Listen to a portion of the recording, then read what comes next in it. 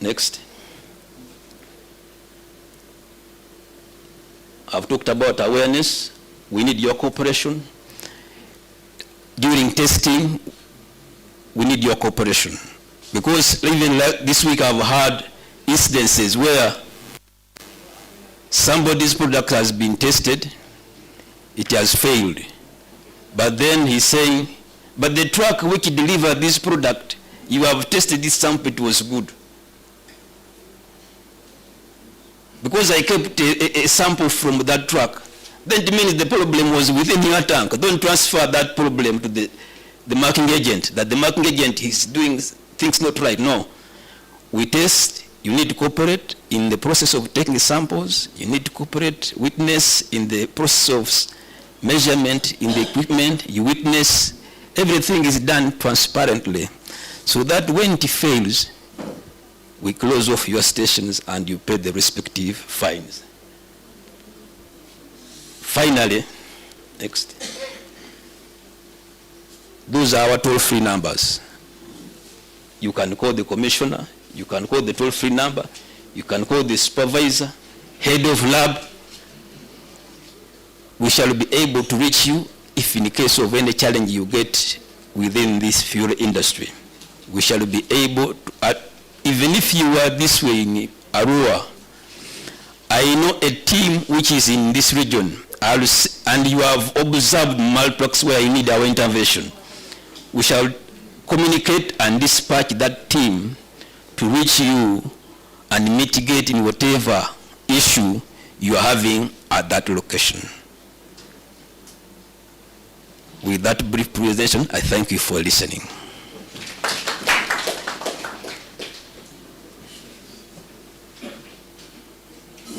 Now, we want to move in the last session of today's workshop. The numbers. Yeah.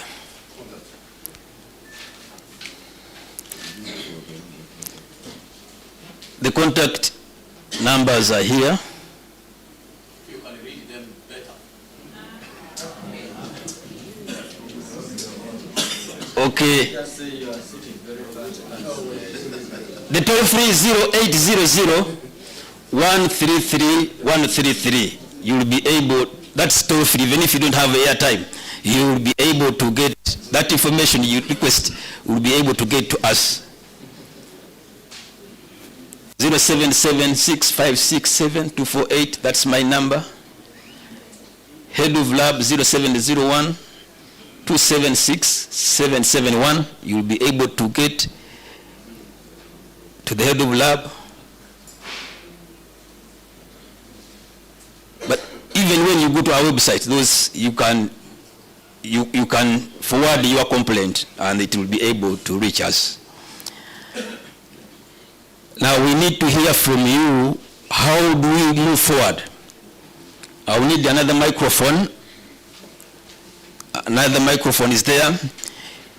If you have a question, if you have a comment, if you remarks, improvement, what you haven't understood, so that we can respond to those issues and work together as stakeholders. You mention your name and where you're coming from. Thank you, sir. My name is Moses Ogutu.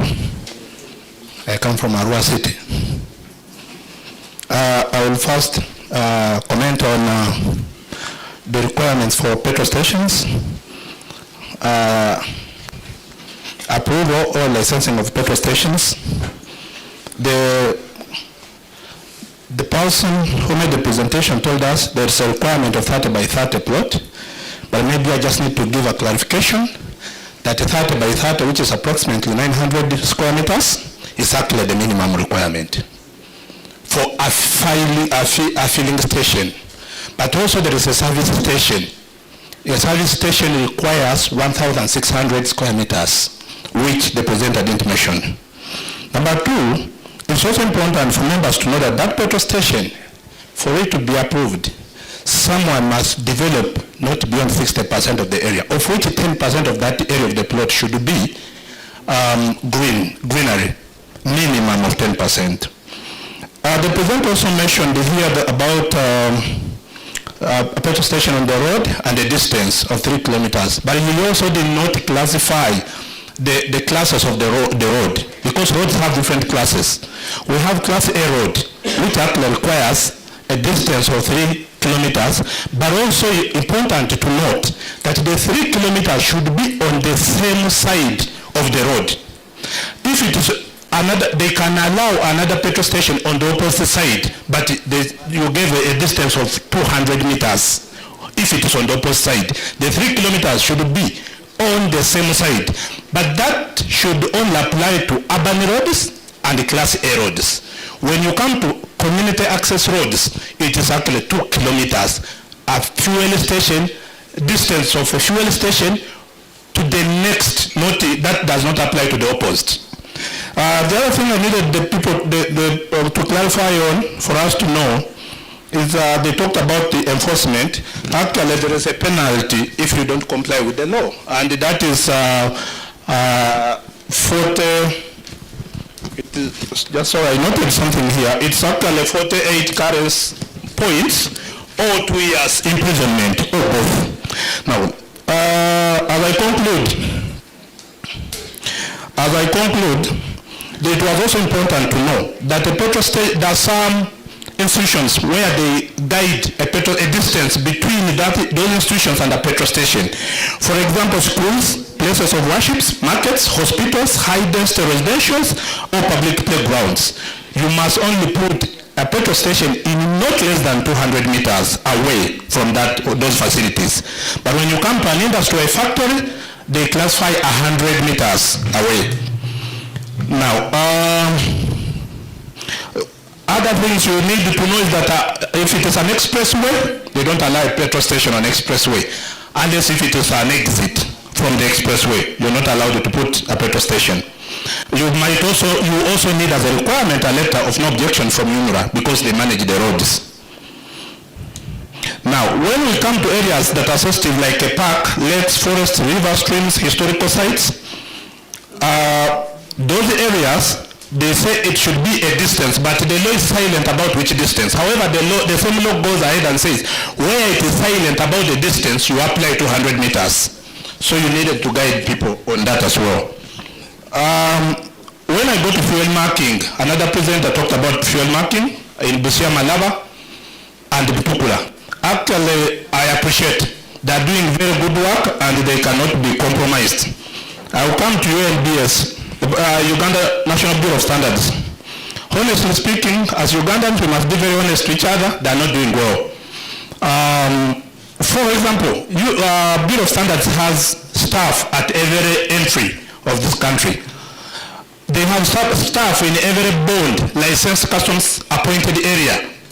But this staff does participate in even a dipping of fuel. So when an officer comes and says they note the quantity, it's actually done by URA and for tax purposes.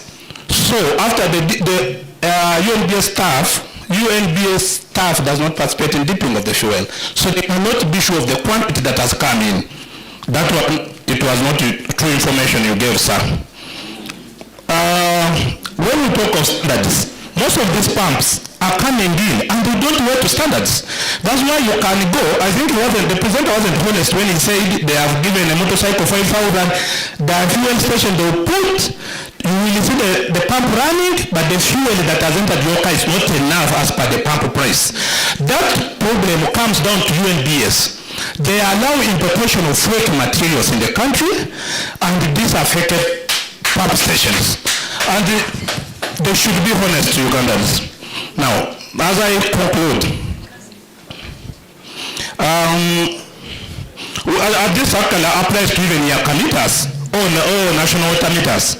And if you have a problem and you ask UNBS that you want to participate in testing these meters, they will not allow you. I've been a victim, I've written a mail requesting I participate in testing, they don't allow because they know what they're producing is not to standards.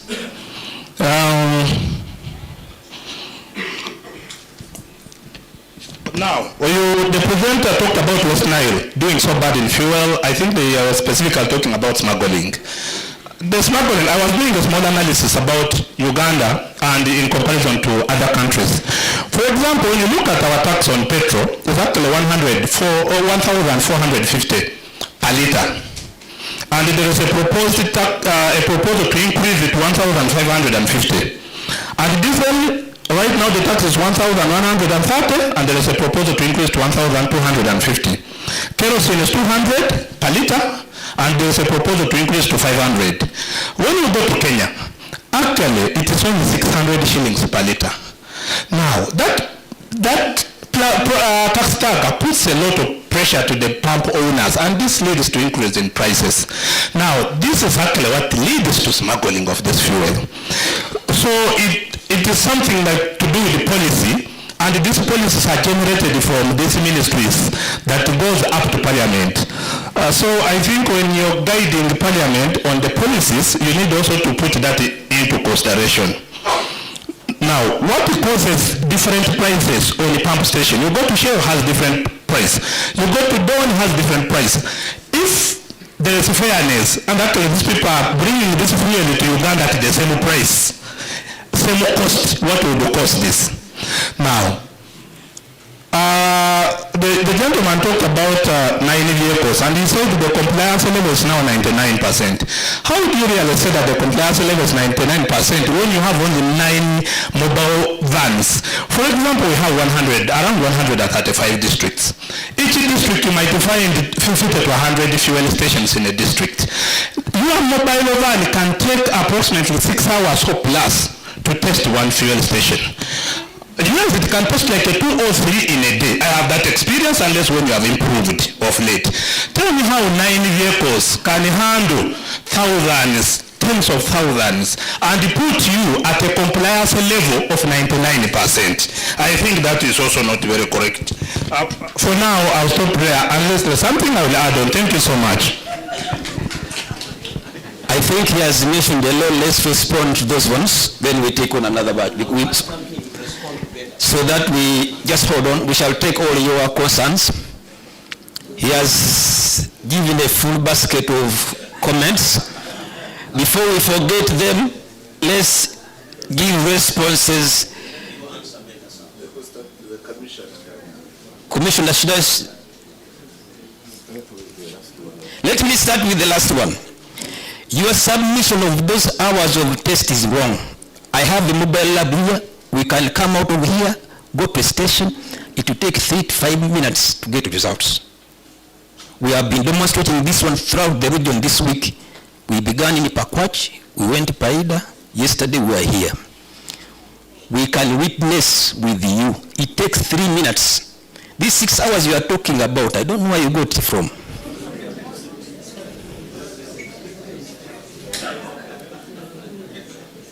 In fact, let me call the vehicle to come here and we shall demonstrate during lunchtime with the samples. I have a team here with me. Esau, get in touch with Santos, he brings the vehicle here. We witness all. Commissioner. I don't know if there are specific areas for Commissioner, but Moses Sobuto is very clear about some of these areas. I think he has ably explained the various areas in terms of licensing requirements. And as we said, the custodian of locating the fuel station is not actually at the center, but at the local government. So in explaining these details that my colleague could have had an oversight, clearly demonstrates that you understand what ought to be done. The question is whether you are actually applying that needs to be done. And my request is that please let us move forward to ensure that compliance is adhered to. If the 3 kilometer requirement is for Class A, and the Arua city is considered urban, is considered rural, and the application is 2 kilometers, please apply that. But let us see practice, moving into that kind of thing. In terms of penalties, you have also ably explained, because my brother there was talking about the currency points or imprisonment, did not mention or both, right? So you've clarified that actually it can even be both. It can be both. So it is also very clear on the other side of the law, you really clearly understand that yes, these can be the consequences. And the various requirements really, not required on expressway, no objection from UNILA, summed up to marking in Maraba or border entry points, that is okay. The aspects of UNBS staff, room for improvement, I think my brother would be able to clarify on that. Tax harmonization, I hear you, and these are aspects of policy, and we are here as citizens, each one having a different mandate. The aspect, you've always said, now in Parliament, there was an issue of a tax bill. Now that tax bill is not introduced to Parliament by the Ministry of Energy, but by the Minister responsible for Finance, right? And each one of us do have our representatives in that August House or Parliament. So it is good that we engage them. When these bills are presented, they are able to deliberate with the evidence, because they are representing us there. Then they'll be able to address those concerns properly, irrespective of which ministry or which private member has introduced the bill. But yes, we do hear you on issues of price. Our main tool in regulation in Uganda is free and fair competition. Much as you may say that our taxes are relatively high, you also agree that in some instances, actually in border times, our prices have been lower. The resultant pump prices. That is why, for example, let me say shortly after COVID also, most of the trucks, the transit trucks, were preferring to fuel from within Uganda and not from where the fuel is loaded from on import ports, because our prices were relatively cheaper. So the free and fair competition is very important to ensure that irrespective of whatever price that we have imported or brought into within our borders, since we are not yet an oil producing country, the prices we get are a true reflection of the forces of demand and supply. Otherwise, if we allow our brothers and sisters to continue selling from non-gazetted places, in the non-gazetted facilities like bottles and jerrycans, in the name of either trying to be good to everyone. Somebody stated, and I don't know who the author is, but maybe you will help me to know who the author is. He said, well, I may not know the way to success, but the sure way to failure is trying to please everyone. The way to success, he confessed, I may not know, but the sure way to failure is trying to please everyone. So really in our areas of jurisdiction, let us not to be man pleasers at the expense of what ought to be done. At the end of the day, that would be a disservice. And if I were to make an altar call, I would be questioning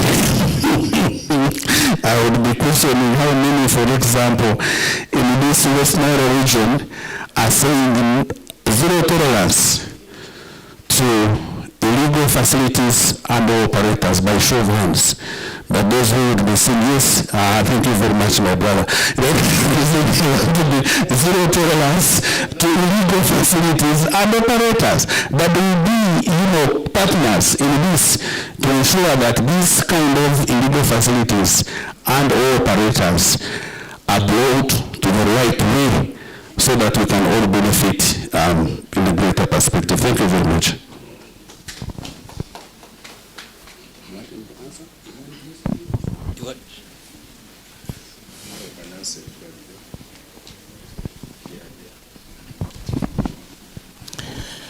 Thank you, moderator. It is also very good feedback that we are getting from our stakeholders. My name is Engineer John Pomsimami, substantively Deputy ED in charge of compliance at UNBS. There were issues to do with having staff at all entry points. We do not have staff at all entry points. Technically, or what would be the right thing to be done is that where URA is, UNBS is supposed to be there, because we have the import inspection department within UNBS, which is supposed to be wherever URA is, especially where there is importation of goods. But you realize that in that department we only have around 80 staff. 80 staff cannot cover all the depots and entry points. It's not possible. If you want to see it, look at the numbers, the figures, look at how many staff are in URA vis-a-vis how many against the 80. There are some of the entry points where we are not, because we are not able to. When you reach stations like Malaba, when you look at the ratio of the staff of UNBS vis-a-vis URA, it could be 1 to over 20. So basically, it is not true that we are at every entry point. No. Actually, we are understaffed and we need more staff, but this is work in progress, and I'm not here to lament. We are able to do what we can do. At least where we are able to, we try to do our 100%. Where we are not, we are still lobbying government to get the adequate staff numbers. So if you look at just Kampala ICDs, they are over 100. Over 150, over 100. So now 80 staff, how can you segment just ICDs, let alone the entry points at the entry points? So it is not true. And then again, we look at issues to do with the value proposition in this whole process. For instance, UNBS does the verification of the road tankers so that we ensure that the right measurements are being used in trade. Whether at the entry point, when it comes to assessing of taxes, the measurements must be right, so that if you get a dipstick or whatever measure you are using, whether you are URA staff, whether you are SICPA, whatever it is, because of inadequacy of staff, then the measure must be right, and those ones we verify them. Now, when it comes to entry point, URA has its own mechanisms, but when it comes to dipping, whereby SICPA closely collaborates with URA in terms of the volumes, because now for us UNBS, we do not have enough staff. If at the entry point in Busia, we may be having only 2 staff, how many trucks are coming in? They have to be at the fuel marking area and also at URA. What we ensure is that the measure that is being used is the correct measure. And that is where we have our value proposition in that area. Otherwise, we'll be having UNBS staff ensure quality. Before that, you go, then after that, go to your etc. But what we are doing, what I can assure you, is that we are verifying all those trucks that are bringing fuel into the country. And likewise, when it comes to fuel pumps, we have what we call at the entry point where we are at, and we are able to see those things as they come in. For all the measuring equipment and weighing equipment, we ensure that, one, before you bring a model or a brand, it must undergo pattern approval. For instance, electricity meters, you have to bring here the type of meters you want to bring into the country. Before you import them, you bring to UNBS, we look at the pattern. So we approve it. After pattern approval, when you bring in those meters which have been duly approved through the UNBS system, we carry out what we call initial verification, again, at 100%. Then, after that, we have subsequent verifications as they are being used in the field. Those are the 3 stages. So that applies to all the measuring equipment. Those are the pumps, those are the Yaka meters. Now when it comes to water meters, we are not yet into that area, but it is an area where we are heading to. We are waiting for the law of weights and measures to be approved by the parliament. There is a bill which is supposed to be approved by the parliament before it expires, before 2026. It's one of the bills that is supposed to be approved by the parliament. Now that is where it will bring in the elements of water meters, because we wanted to go in there because there is a lot of demand, because you cannot be national water.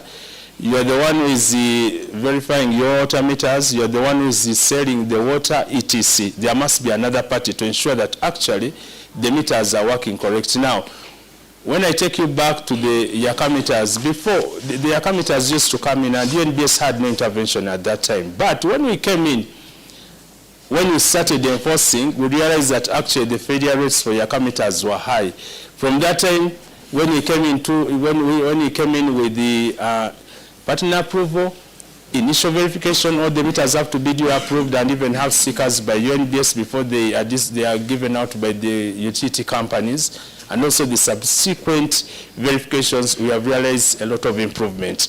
To the extent that we have worked together with the Electricity Regulatory Authority. Some of those meters which came in earlier, they were instructed to replace them because they had started, they were after certain years, what we realize is that the meters may not function as well as the digital ones, may not function as well as the ones which we used to have, whereby they'll spend even 50 years. These other ones, after a certain time, there's that program of replacing. That's why you had in Kampala, for the first ones, they had to be replaced. They had to be replaced. So, basically, when it comes to Yaka meters, for instance, if you're in Arua, and you are not sure about your Yaka meter, whether it is measuring well, you're supposed to contact UNBS. Then we give you a bill. There are 2 alternatives. One, we may tell you, because if it's one meter, coming to Arua to bring equipment and the staff, it costs, the staff must have the allowance, then there's fuel, etc. I do not know, and I'm not sure whether an individual can foot that bill. However, if you get in touch with us, we can tell you, okay, we can get staff, maybe get a way of getting that meter, and it is taken to our laboratory, and then it is brought back. There is a cost to that. For sure, if you complained and you are not attended to, probably you do not exhaust the administrative hierarchy, the administrative hierarchy. Because if you fail with a certain officer, because I do not know where that case is, where you said you tried and you failed. No, because we'll tell you this is the bill and we'll give you what is possible, because it has been done for others. Others, it has been done for sure. That evidence is even there if you are really would want to look at it. So that is what I can say about these water meters. We have not gone into them yet. But be sure the water pumps, even as we do the verifications, as we go around and we observe that the meters are not dispensing well, one, it could be a model or it could be manipulation. If you have listened in well to the one who was delivering about ligometrology issues to do with the quantity, how us as motorists are supposed to be very careful when you are taking fuel, not to be on WhatsApp as they are putting in fuel and it is those things, because there are a number of challenges in there to do with the quantities before you zero down on the model of the pump, because there are other issues therein. So I think that is what I can comment about as for now. So I'm not going on the defensive, but I'm explaining to you what we are able to do and what we are doing as of now for your own consumption. Thank you. Thank you. One other area I wanted to take a break while I was explaining that, so that I come to the other area that was mentioned for clarification. Different prices at different petrol stations, then I keep quiet, maybe in a minute or two. One, in economics, there is normally the term they use ceteris paribus, or keeping or holding all other factors constant. So let's assume that all other factors have been held constant for the price of fuel to arrive at the border, right? Now, when it has reached the border, it has paid the tax and has entered into the country. And I have my station to Kwasibe. and Sons, I have added an additive on my fuel to make it more, then I am costing that additive as well. So, companies that have additives on their products, you will not find, like, you will not expect V-Power to sell at the same price as ordinary petrol in the same region, because he has added an additive to enhance on the performance of those who are using petrol. The same with Total Excellium for diesel or something. That's one. On the aspect of additives that are put on otherwise the same quality product. Number two, their operational costs. You will reach an area, okay, if we came to Arua City and we are now today in this area, Desert Breeze Hotel, but there are other facilities perhaps where we could have gone. You may find, for example, that the cost of this mineral water at this place may be different from the cost of this bottle outside on the kiosk. It is the same product, same quality, quantity, but ambience or storage or whatever, they are stored differently. The person at this place has factored in the various aspects of what he is paying, the cleaners, the security and whatnot. The other one at the kiosk is all you know. Is the cleaner, is the storeman, is the manager. So he subsumes everything within himself.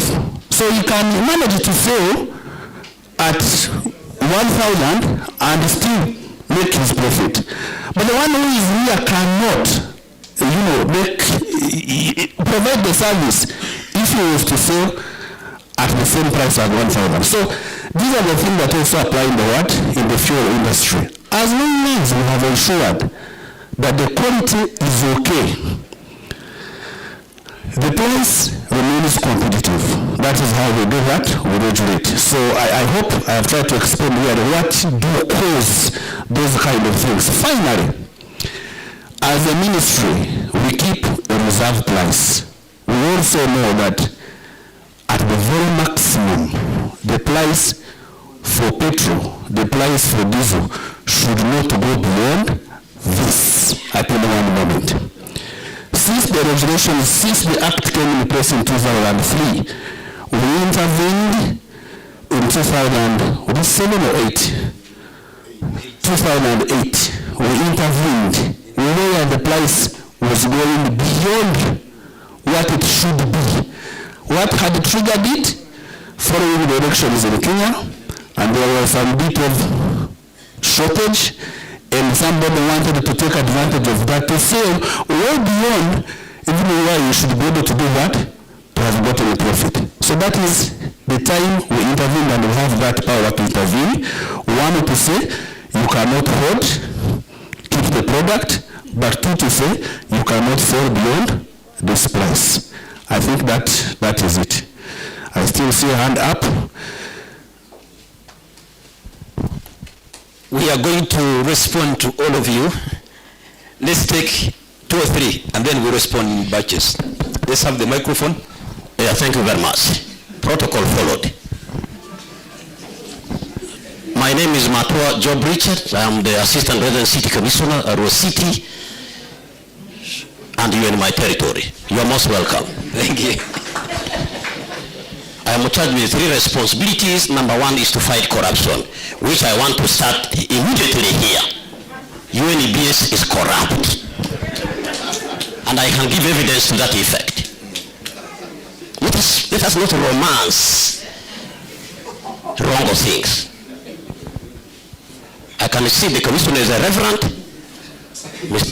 Reverend, clean your house.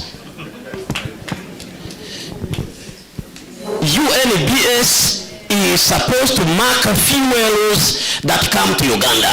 The fuel in Uganda has a different color from the fuel in Congo, from the fuel in Rwanda, from the fuel in Kenya. To avoid dumping, you embezzled the money for marking fuel and you are paying it to the IGG. Have you finished? So why would any fuel from Congo come here and look like Ugandan fuel if the color of Ugandan fuel was different? What is wrong?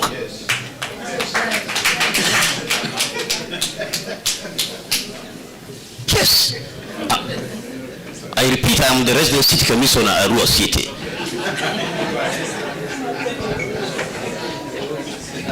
So, Uganda is having too many substandard products. Why? UNBS. Corruption. You clear substandard products. One was cleared for preparing beverages by a very big company. I will not mention because I don't want to spoil their business. I need the business to go to employ my people of Uganda. UNBS cleared the concentrate before the test results came. By the time the test results came, it was negative. Beverages were already prepared by that place which is visited by big people. Now we have cancer, even in children. Yet cancer is a disease for all the people. You are killing us. Yes. I wanted to be very bitter so that you understand the seriousness of the matter. That the mistake of UNBS is now affecting the lives of the people of Uganda, which is the role of the state to protect, and that's why I have to speak for the state. So my security officers are here, take note of this. This is instruction. No, I can give evidence to what I'm saying here. By the time Matua speaks public like this, you know he's convinced beyond reasonable doubt. That's why I've asked them, they are repaying money they embezzled for marketing fuel to IGG. Have they finished? Let the conversation now start. So therefore, UNBS must do the right thing for the good of this country, the life of the people of Uganda. UNBS is too important for this country. Why must we have too many substandard products in this country when we have UNBS? What is wrong? If you need resources, tell us. We will give you resources. Thank you very much. I cannot sit down without introducing my senior. With me is my senior, the Deputy Resident City Commissioner for your city. I don't know whether you recognize him. If not, this is indiscipline. Please stop that. In the military, when the senior arrives, everybody will stand up. The senior must be recognized immediately. Why did you fail to recognize him? You will have to answer that to me. Yes. That is indiscipline. For God and my country. Okay, let's take another. Well, thank you so much. Anda Maswab Solo is my name. I'm a senior environmental officer in Nyumbe district, at the same time gazetted environmental inspector by NEMA. I'm just going to talk about standards and enforcement, regulation and standards. In respect to public health, safety and environment, because that's where I do compliance. In most cases, when we go to do compliance in the stations, we see there are gaps. One, the share, the environment and social impact assessment, the certificate is not there. And it is one of the standards and the regulations that we look forward in ensuring that a station is allowed to operate. Two, when we go to these stations, we look at the generator, the power that these stations use. While we are looking at pollution, air pollution, because of the sound that comes from the generators. We look at the silencer, whether this generator has silencers. And sometimes the silencers are not there. So you find the generators produce a lot of noise in that case. And then water pollution. As you have clearly said, some of these tanks, they get corrugated and therefore you find there's leakage. And this leakage goes directly to our water resources, especially when you test some of the water that we drink, you feel that there's an element of contamination. And that contamination comes from the seepage, from the leakage from these corrugated tanks.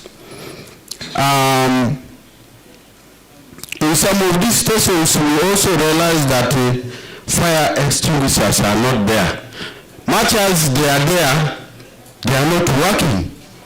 And how do we ensure safety of the workers and also safety of the petrol station in case it catches fire? That is one. There was a situation here in Arua that happened. Somebody came in his car and parked the car just near to the station.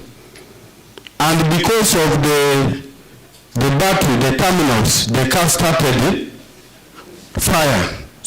burning. And immediately when we went to remove the fire extinguisher, it was not working. The petrol station almost burned, and there was no sand in the bucket.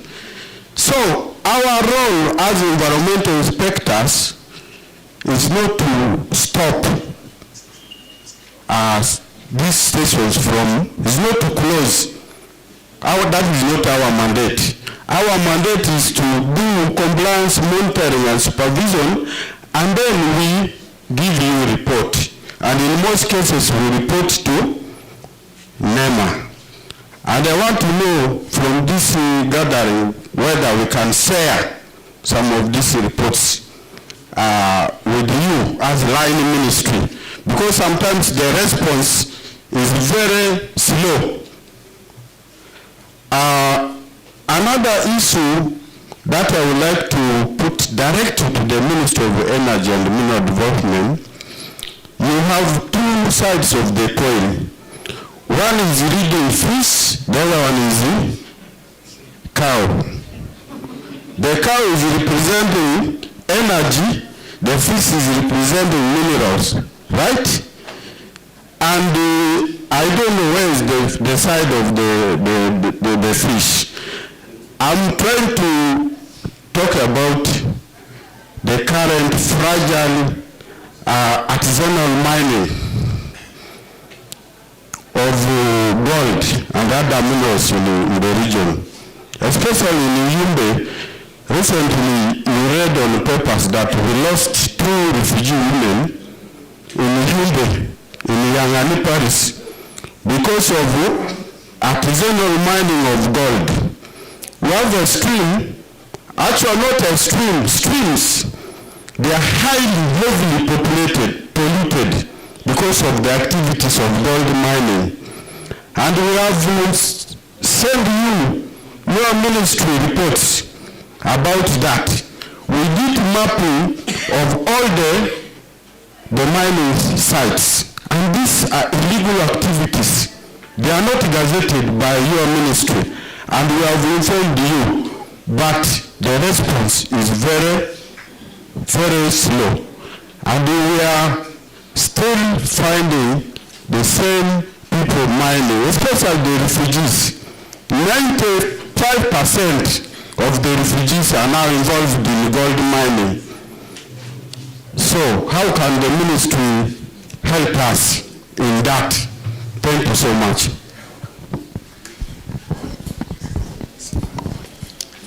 Thank you very much. I'm SP Joshua Kananwa, and I wanted to inquire from SIPO. I've learned that there is marking of the fuel that comes in our country. I also see different petrol stations having different prices. A case in a point, you see petrol, Total and Shell have gone up knowing that it has better quality fuel compared to others. My question is it at the entry points? Do we have disparities in this oil that, this fuel that comes in a country, or if it's the same, it comes in a country and it changes face and value? I may know from the people. Thank you very much. Okay.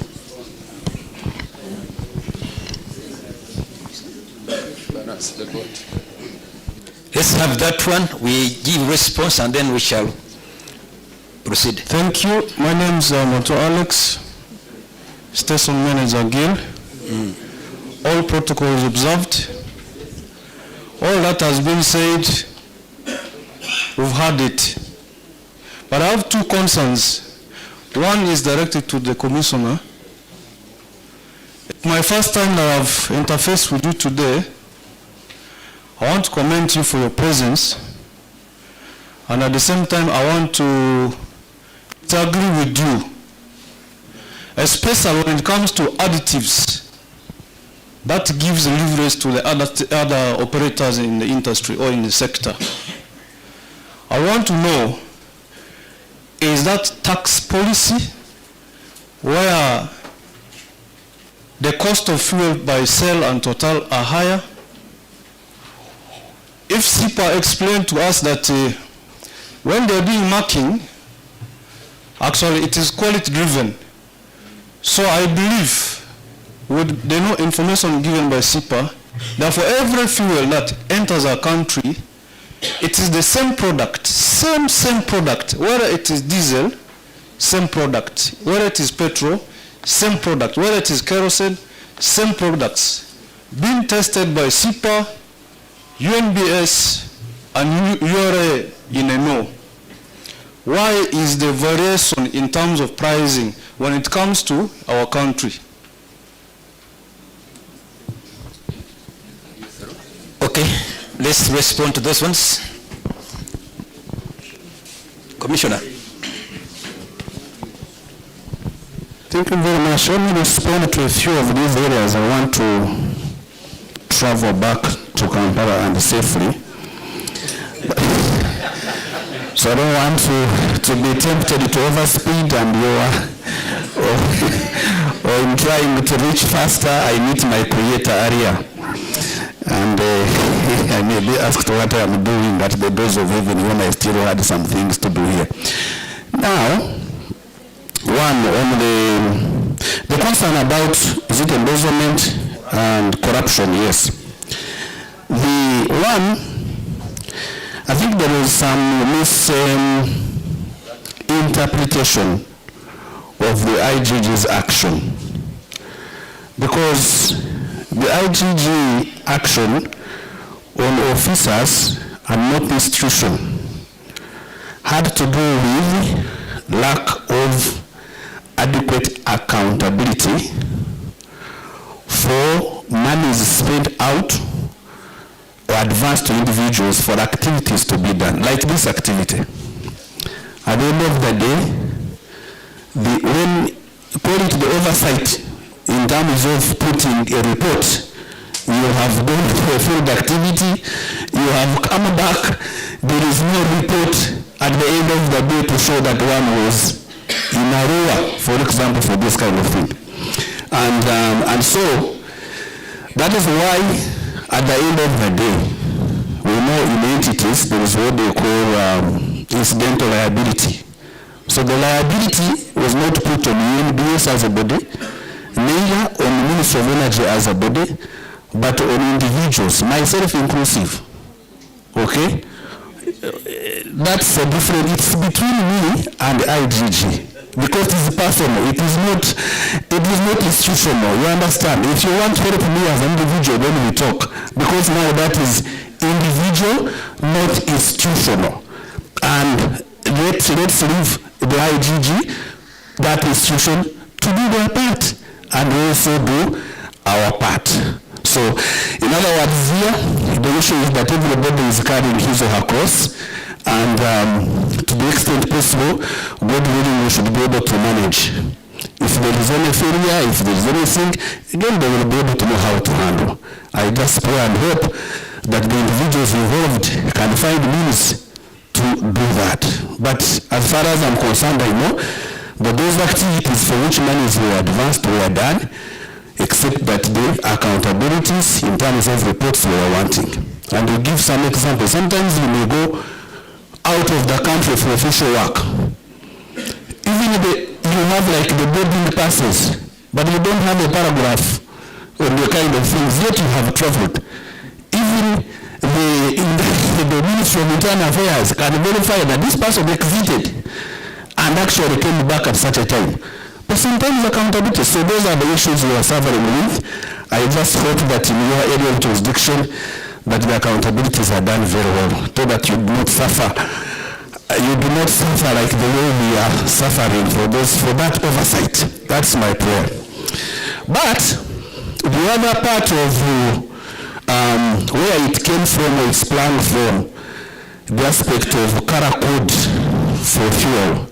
I think again that is a misinformation or something, because fuel, Kara in Uganda, to my correction, we used to Kara fuel for security.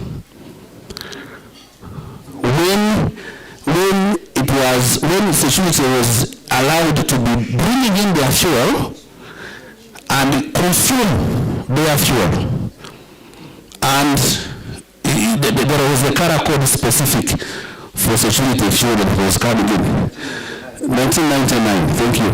So, but then eventually you would find that Kara would find its way on the market, and that was removed. So the talk, irrespective of the end user, whether security, whether church, whether state house, buy from gazetted petrol stations, fuel that has been brought in, sell for all. So it is not true that fuel for Uganda is carried differently.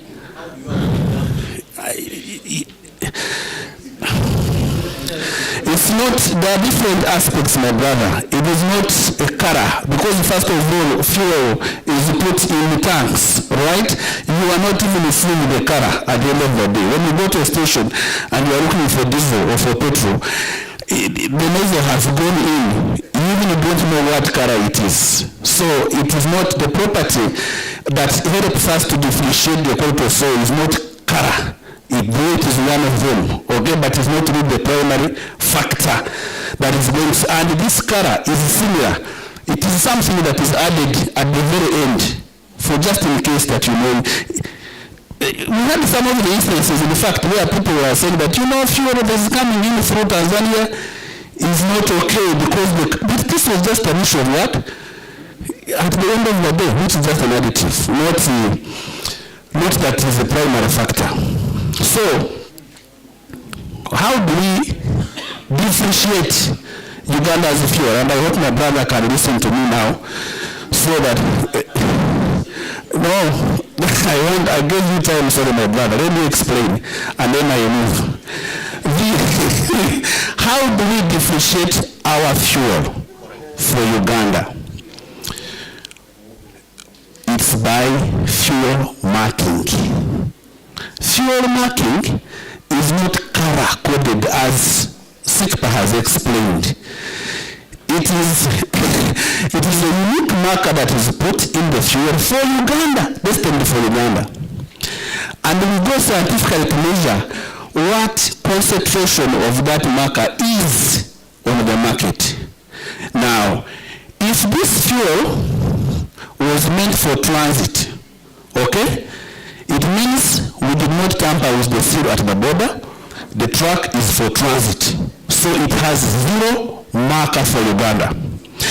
If now this truck, instead of exits and maybe comes back, then we go to the petrol station and find that there is a marker dilution, that the marker has been diluted. And we know to which measures, to what percentage, and that is where the penalty is coming. And he was explaining that, sometimes even when you are fined and you don't pay, those ones. So we know by the marker introduced on fuel destined for Ugandan market. Unlike Kenya, which marks fuel for transit. Okay? So Kenya marks fuel for transit. If they find the presence of a marker on the fuel being sold in Kenya, which was meant to be for transit, then that is how they tell that that has been dumped. Okay? For us, we do hours and we do the concentration of that mark. That is the way the scientific measure really will move to address that kind of concern. If there is anybody to add, they will be able to add. My brother from UNBSug is talking about artisanal mining. I hope our PRO, Solomon is here. He's already taken note of that. The aspect of artisanal mining, especially for gold in Burundi, even where reportedly, I use that word, reportedly refugees are involved. Please take the concern to my sisters and brothers in the middle department, and if you need my being there to explain how we got this information, I can be there to support you in that aspect. But that point is taken, and we should be able to follow it on that. My brother Kanano, I think the aspect of prices had been addressed, but also came up again with Alex, where he disagreed on issues of additives. You see, now let me use the aspect of food, because at the end of the day, each one of us survives because we eat. The basic minimum can be chicken. But chicken, when you go to a restaurant, there are various preparations of chicken. Chicken tikka, chicken masala, chicken whatever. They are all different. And they are priced differently. Why? And it is the same price, but you are looking at chicken. Because the ingredients that have gone into that are different, and they are helping you to meet your appetite or to meet your kind of concern that you need. So, while you disagree, let us agree to disagree. That actually additives have a direct impact on the resultant price at the end of the day. It is not an issue of tax policy. It is an issue of competition. But for me, there is what we call in business,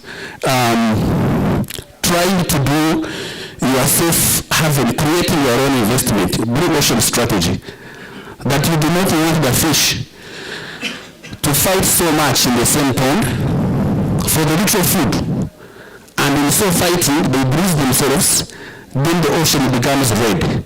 So the blue ocean strategy says that I try to carve out my territory by means of if I can get my clientele, and then I live with those in my safe place. So me, as an operator, if my strategy is saying that, look, I can make better business by putting this small additive at price X and sell at X plus Y, where Y is my profit. But my clientele will still be able to come or even get more, I will do that. So it is not a tax policy. It is an issue of free and fair competition. Business, the way you have built your business plan. I hope this is all members can add, and in case you see me sneaking out, just pray with me that I will reach safely. Let Spero add on. My name is Spero, as I had already said, and I want wanted to add on to what Reverend has talked about. The issue of color coding. Color coding is done as grading. We must differentiate between what we call quality and grade. In our nomenclature, or the naming of products, a grade is a category assigned to a product. And quality is conformance to minimum requirements. Now I will tell you, I can give you, as Reverend has said, an issue of food, rice. Rice that is coming into the country is usually graded. 10% broken, 5% broken, or 15% broken. It is all conforms to what? To quality. But it is different what? Grade. So you cannot say rice that is 15% is not edible for consumption. It has been accepted, it has been found, or it is a different grade. You get me? Now the same happens with color coding, especially at refinery. The refinery mechanics are such that sometimes the color is added on to certain products for purposes of identification during distribution. Purposely. Because like in America, they have vehicles that can burn fuel or petrol of different grades. They have petrol which they call of medium, premium, and regular. Regular has octane rating of 89. Medium, octane rating of 90. Premium for us, which we use exclusively here in the East African region, is 92 to 93 and above. And octane rating means resistance to knocking. What capacity does the fuel have to resist knock, or the anti-knock properties? That's why our premium worldwide, our color coding, which is required in the region, is orange to red. You have seen our petrol. It is orange to red. Diesel and kerosene, because they are amber, off brown, they are not colored, and because they are fresh point. The lowest temperature at which they use frames and is low. But because petrol is extremely dangerous in terms of combustion, it is coded so that you don't mix it with any other product, or if you are transferring, storage and transfer. That is the issue of color. However, as the commissioner said, our marker, which SICPA uses, is a chemical that is colorless. However, it is a tracer. Because it is used in dilute amounts, we call it a tracer. It is added in dilute amounts, but it is able. So when we are testing in the lab, we do two things. Identify that this marker is what SICPA put at the border. To quantify, then we quantify the concentration. So we do two things: identification and determination of concentration. We don't use visual, what we call, you know, when you are using the 5 senses, which we all learned in primary, to do testing of a product, seeing, hearing, testing, feeling and smelling, we call that organoleptic type of testing. It is also allowed in science. Somebody talked about the issue of cancer. Now some of us who have done some medical sciences, you can never pinpoint that cancer has been brought by those concentrates. Cancer is a very complicated disease if you go into the science of oncology. all of us from childhood, even at the time of conception, when your sperm is meeting the egg of the woman, there can be cancer development. It is extremely, that is why scientists find it very difficult, and even up to now, fighting cancer is an continuous and hectic battle. Because you see, every human being has genes that prevent cell division. You remember the cell division you learned about? That one cell must divide into another through the process of mitosis. Those processes that a cell goes through to get another cell, you remember anaphase, telophase, metaphase. They are competing in the body. There are those what we call oncogenes. There are some enzymes that are busy also opposing that reaction. You know, every reaction, every action has what? They are usually managed by cycling independent kinases.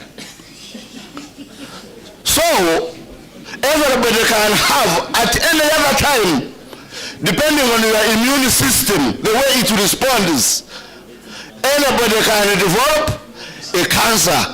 As to whether or as to what caused it, sometimes everyday scientists are doing recent advances. If you go into the annals of books, how has this cancer brought?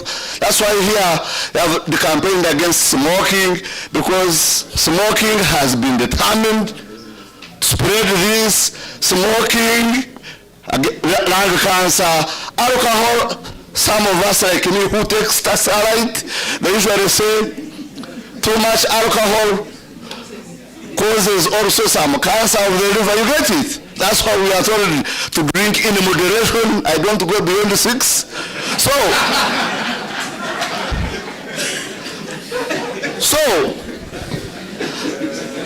we cannot, on issues of diseases, the predisposing factors of diseases, what we call the etiology, the causes, and maybe prognosis. That what causes a disease is those concentrates that you start pinpointing. Sometimes the body we are seeing, in actual fact, I will tell you one thing as I conclude, that doctors, especially from the Greeks, a man called Hippocrates, while a doctor is prescribing medicine for you, you will see something like RX. You have seen what they write as RX. And it starts 1 injection, 2 capsules. That is a Greek code which means God of Jupiter, God of healing. A doctor is telling you, I do treat, but it's God who heals. Thank you. Sometimes you don't know.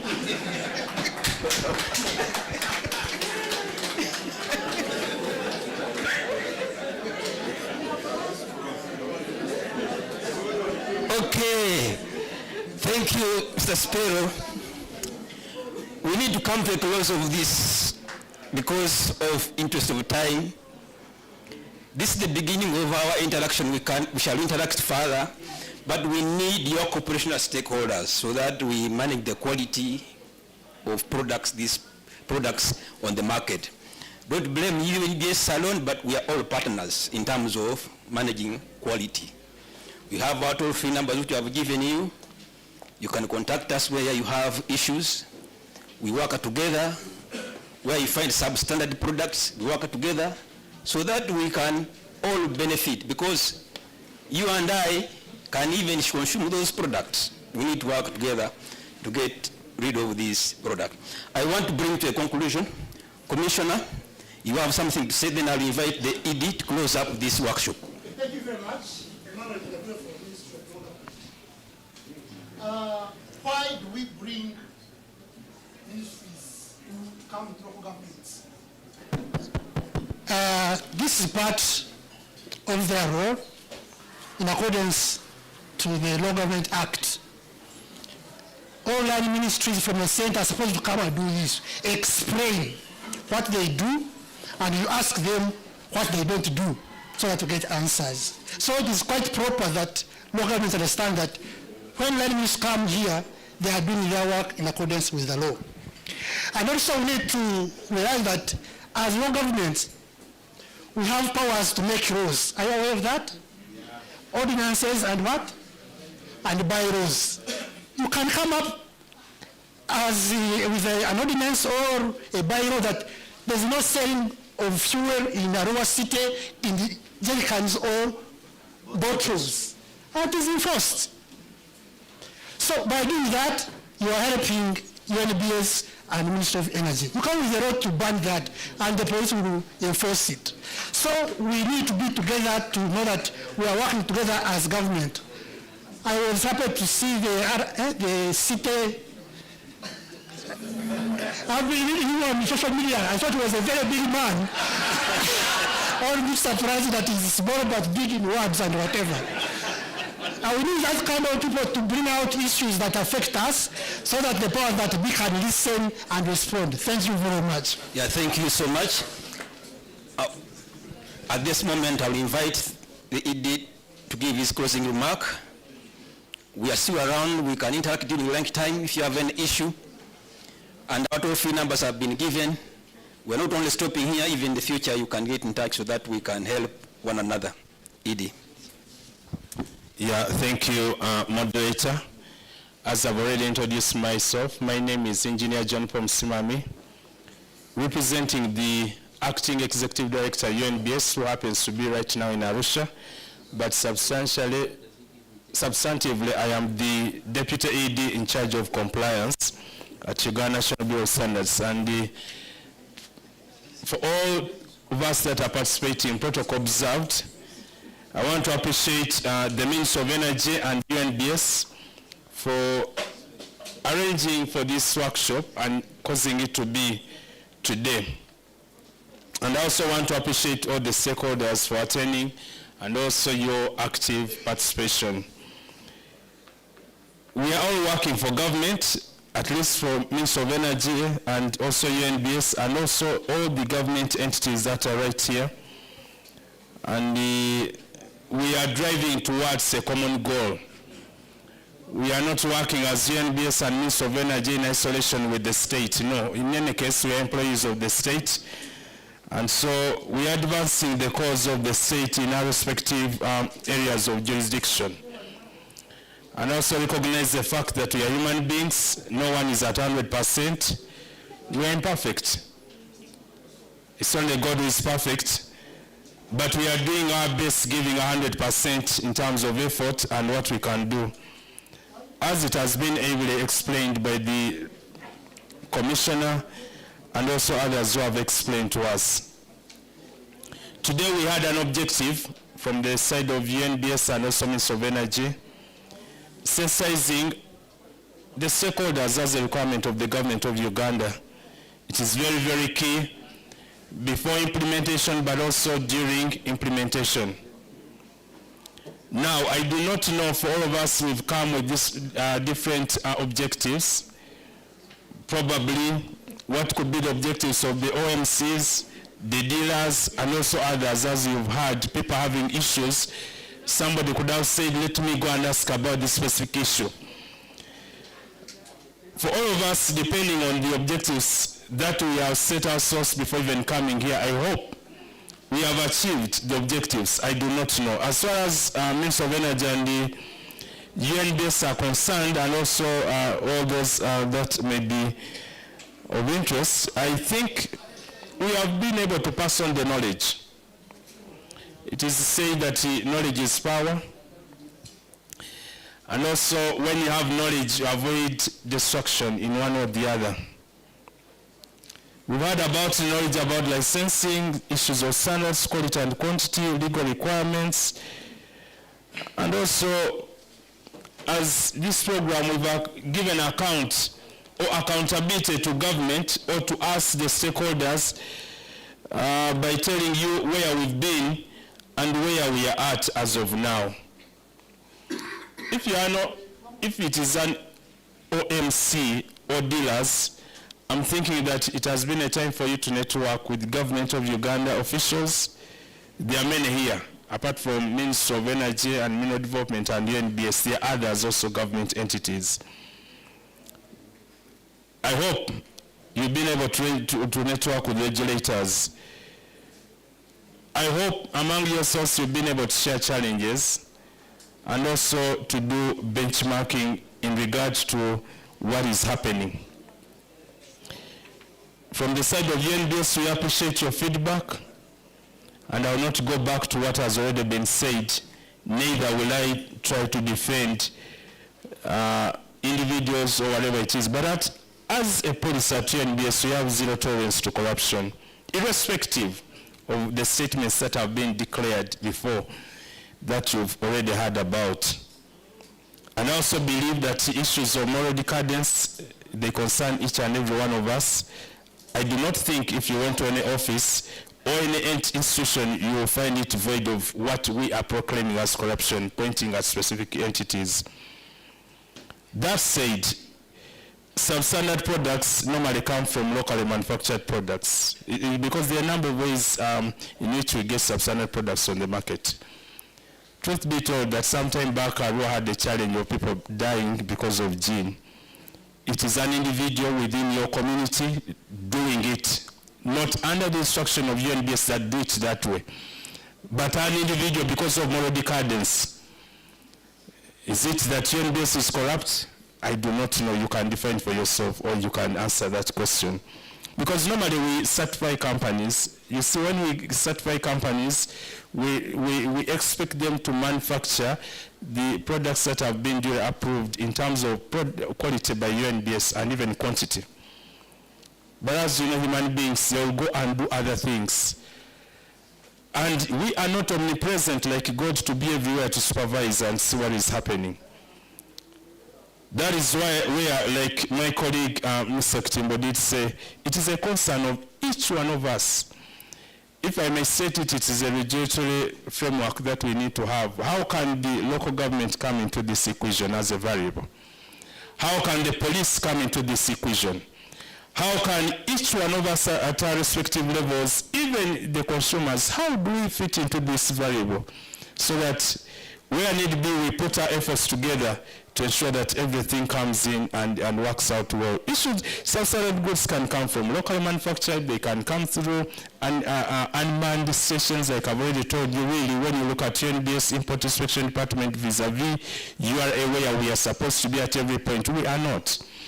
And they told us know where UNBS is and where it is not. And some of the goods that will go through coming into the country will go through where you are not. There are some of those challenges which are beyond even the institution. Of course, even some of them come through the imports.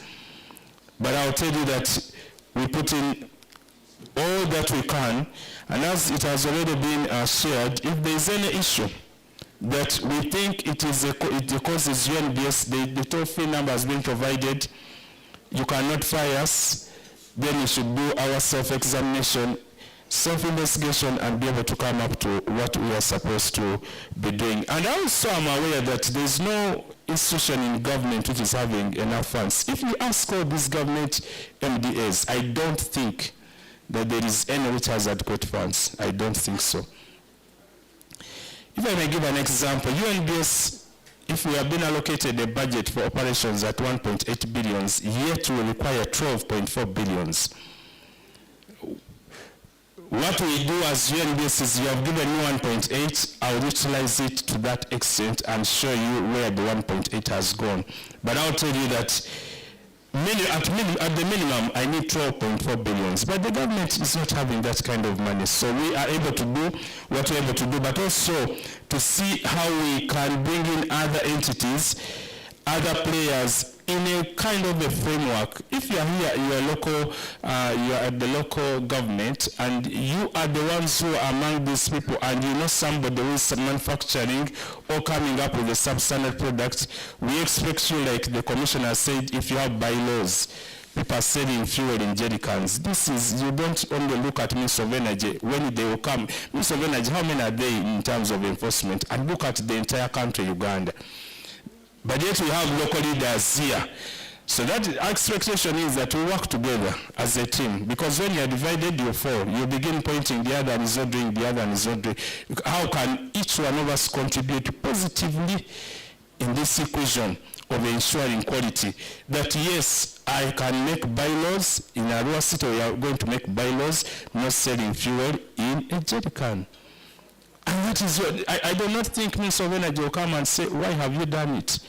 Because you are fortifying, you are playing a part. We are working as a team. So those issues, I think that we need to debate along those lines. I'll be happy to see maybe how do we fit in into this equation to be able to help you, as opposed to 100% blaming. And blaming is good, because I want to appreciate you for all those that have made the comments, because you've made us know what you think of us, and I want to guarantee that we look towards improving in regard to the areas of concern that you have mentioned. That is why we come to get feedback. Please, next time when you come, I think we should be able, if you keep notes, ask us. The other time we raised this issue, how far did you go with it? We should be in position to give us ourselves feedback on what we have done. So once again, I want to appreciate every one of you. We do not take you for granted. You've given in your time. You've given in your ideas, because even the wisest man, Solomon, at least from the Bible, I know others from the Bible, that was the wisest. But also, much as he was wise, the Bible tells us that he had counselors around him, much as it is him, but counselors.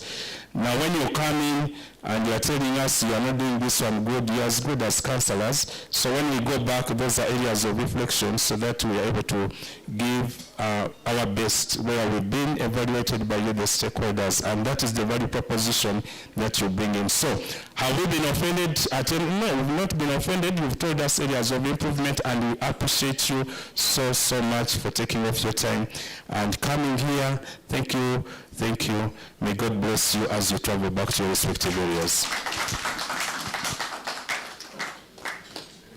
I now declare the workshop closed.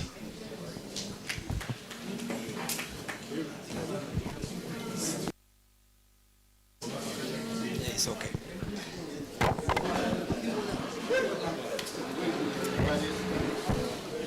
Thank you. Thank you.